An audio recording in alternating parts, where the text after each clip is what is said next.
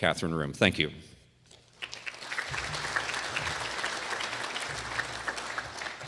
Thank you, George. Good morning, everyone. Accountability, authenticity, and simplicity. These are our values. And accountability is there because, of course, we hold our clients accountable to the standards and regulations.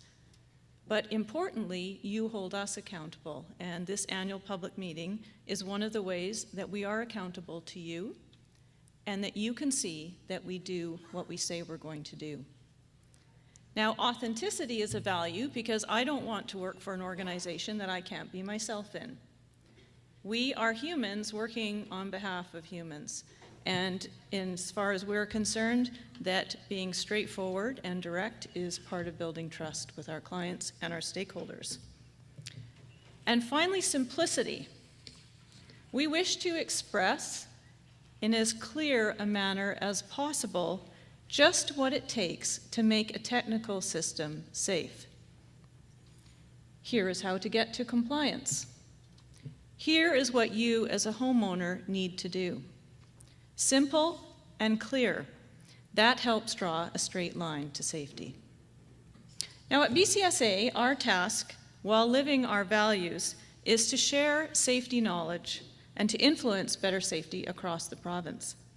And because we live and we work in the province, we also then choose to hold our annual public meeting in various locations across the province. And we are delighted to be here today in Kelowna. This region, of course, is a leader in economic progress and innovation. And on a daily basis, our safety officers work with new technologies supporting all those owners of technical systems who affect safety. From your fabulous new hospital, to wineries, tech startups, residences, and shopping centers. And we also see a lot of folks across the interior coming into our office on Kent Road, writing exams, and taking their trades training to the next level by achieving a safety credential. Now, I'd like to touch on 3 topics today. First, what we are seeing in the quality of work across the province, how we're improving our connection to contractors and to asset owners, and how we continue to build safety awareness. So how are we doing on safety? Well, last year in the interior, we had to complete 29 incident investigations within the gas, electrical, and boiler technologies. And we also focused on another 32 reports of hazards that needed attention. Throughout the meeting today, we'll be sharing some stories about the front line on safety, and hopefully some of those resonate with you. Now, as you are all too aware, all of this month, heavy rainfall on top of a very large snowpack, followed by warmer weather, has increased the flooding potential across the interior. Electrical and gas hazards are more prevalent during times of disaster, and so our challenge is to spread awareness to homeowners and to businesses alike while they are dealing with difficulty and loss. And we are always concerned when electrical systems are submerged, and yet people may turn to those in order to hook up pumps. It's an extreme electrocution hazard, and no hard asset is worth a person's life. Now, from inundation of water to suffocation danger, we continue to battle carbon monoxide as one of the biggest safety risks in British Columbia. In February of last year, 5 people were rushed to hospital in the interior because of CO. Exposure to CO occurred as the pipe holding combustion air disconnected, and a water heater located in the same mechanical room had an incorrect draft hood attached, and the building's air duct connecting the return air was plugged. Now, all of these factors contribute to a very dangerous situation with an odorless, colorless, and poisonous gas. And then tragically, in Ashcroft, just a month ago, the lack of a venting system in a residence using a propane hot water heater caused fatal carbon monoxide exposure, and 4 members of a family passed away. This continues to be a very difficult and tragic situation, and we are working closely with the community, to their credit, to remove hazards and to keep people safe. Now, stories like this remind us all about awareness of safety risk, and we are always looking for ways to work with our stakeholders for their own safety and their work on behalf of others. Now, how are we improving our connection to asset owners and to our contractors? We're doing this by building quality connections. It happens to be the name of our business plan for 2017 to 19. And as you'll see in an upcoming video, we also use computer algorithms to predict hazards. So how does this work? Well, 225,000 times a year, you, our clients, provide us data in the form of permits, whether operating or installation, or licenses. And all of that data comes into our computer systems and is processed with a view as to what is potentially the highest hazard.